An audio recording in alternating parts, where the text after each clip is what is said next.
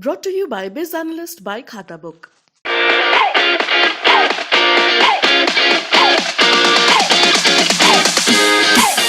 नमस्कार, मैं हूं आलोक जोशी और आप देख रहे हैं बिज अड्डा। और बिज अड्डा में आज बात करेंगे जीडीपी की। जीडीपी तो आप समझते ही हैं, ग्रॉस डोमेस्टिक प्रोडक्ट, यानी देश में होने वाले सारे लेन देन का जोड़, यानी देश की अर्थव्यवस्था की सटीक तस्वीर। जीडीपी तीसरी तिमाही में 5.4% की रफ्तार से बढ़ी है। तीसरी तिमाही का मतलब होता है अक्टूबर, नवंबर और दिसंबर का महीना। उसके बाद जनवरी, फरवरी और मार्च आएगा जो चौथी तिमाही है, और उससे तय होगा कि पूरे साल में ग्रोथ की रफ्तार क्या रही। ग्रोथ की रफ्तार साल में 9 से 9.5 के बीच रहने के अनुमान थे, लेकिन अब अनुमान रिवाइज हो गया है इस तीसरी तिमाही के आंकड़े को देखकर, और अब वो आंकड़ा 8.9% के पर आ गया है।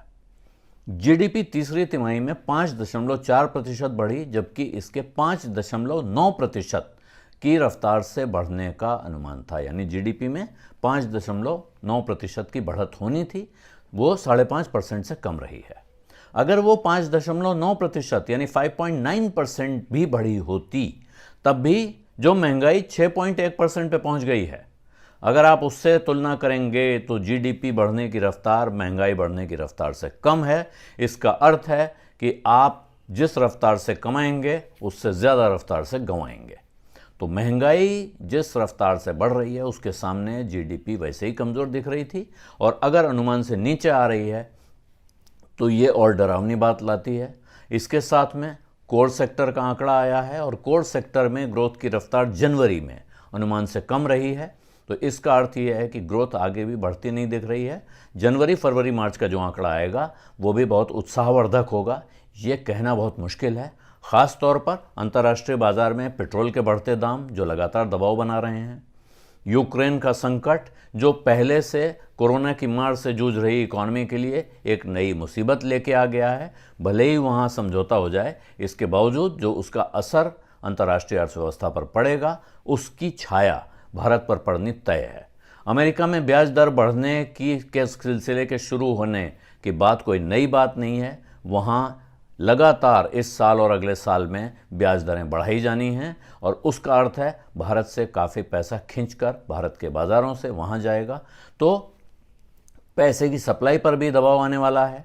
इसका अर्थ है कि चारों तरफ से परेशानी बढ़ रही है। अभी यूक्रेन संकट के बाद से एल्युमिनियम के दाम में तेज़ी आ गई है, जो अभी इन आंकड़ों में कहीं उसकी झलक नहीं दिख रही है। बेस मेटल्स में तमाम तेज़ी आ गई है। पेट्रोलियम में तेज़ी चल रही थी, वो तेज़ी और बढ़ गई है। और भारत सरकार ने जितने अनुमान लगा के रखे थे ग्रोथ के, जो बजट में और इकोनॉमिक सर्वे में आए थे, वो इस अनुमान पर आधारित थे कि पेट्रोल का दाम यानी कच्चे तेल का दाम अंतर्राष्ट्रीय बाजार में $70 से $75 के बीच रहेगा, जो उस वक्त $90 या उससे ऊपर पहुंच चुका था, और अब वो 100 के ऊपर पहुंच गया है। और यहाँ से कितना ऊपर जाएगा अभी कोई नहीं जानता है। इसका अर्थ यह है कि अब कई मोर्चों पर तरह तरह की मुसीबत के लिए तैयार रहना चाहिए, और इस मुसीबत से निकलने के लिए जो चीज़ हमारी और आपकी मदद कर सकती है वो है ग्रोथ में तेज़ी, यानी कोर सेक्टर में ग्रोथ हो, इंडेक्स ऑफ इंडस्ट्रियल प्रोडक्शन यानी आईआईपी का नंबर बेहतर हो, और जीडीपी में बढ़त तेज़ हो, तब हम उस महंगाई का मुकाबला कर सकते हैं। लेकिन इस मोर्चे पर फिलहाल निराशा सामने दिख रही है, और ये चिंता को और बढ़ाता है। बिज अड्डा में आज इतना ही। अब इजाज़त दीजिए। धन्यवाद, नमस्कार।